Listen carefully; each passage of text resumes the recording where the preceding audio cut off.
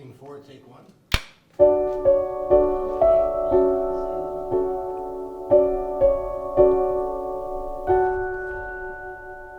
We need to seize on this opportunity, both non-Indigenous as Indigenous people, especially non-Indigenous people who indeed want and know and are working to be allies.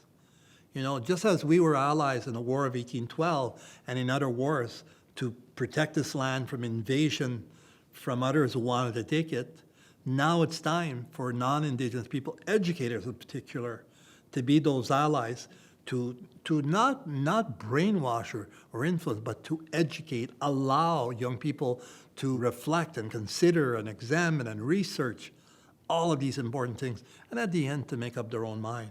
But they're going to come at it from a place of knowledge and truth, and that's the important part.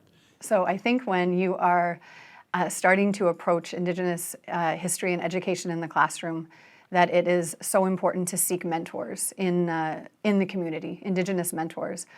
For me, that was huge. We were building a play together with my students that's called Reconciliation.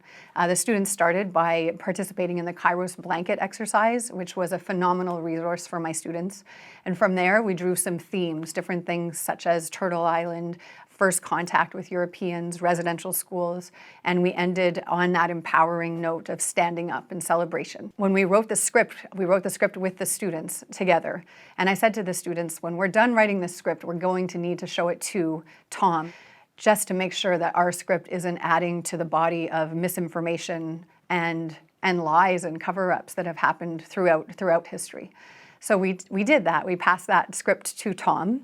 When Tom looked at the script that the students had written, there was one line that we had written together that happened at first contact, where the Europeans say, "Oh, you live here. Do you own this land?" And the Indigenous character in the play says, "Yes, we've owned this land for thousands of years." And Tom said, "We would never say we own this land. We would say we belong to this land." The smallest change, but the biggest difference. So I took that back to my students because I wanted to be vulnerable in front of my students and show them that we had made a mistake. And we talked about the subtlety of language, but they understood. They totally got, that difference and what that shift meant. If you want to work with Indigenous communities, it's important first that you do your own research, find out what information you can find out, what services are there, what help people might need, like where you fit into that. I was fortunate to know about the resources on my campus. So First People's House was there for questions. I had a lot of professors who had their own experiences as non-Indigenous people working in Indigenous communities around Montreal, working in Kahnawake, working in other places around Canada as well. Developing relationships and working in collaboration with Indigenous elders, teachers, artists, community members has been really important for me as a settler and is centered in my book, Smallest Circles First. In Smallest Circles First, I share this idea of throwing a rock into the water and then watching the ripples that emerge.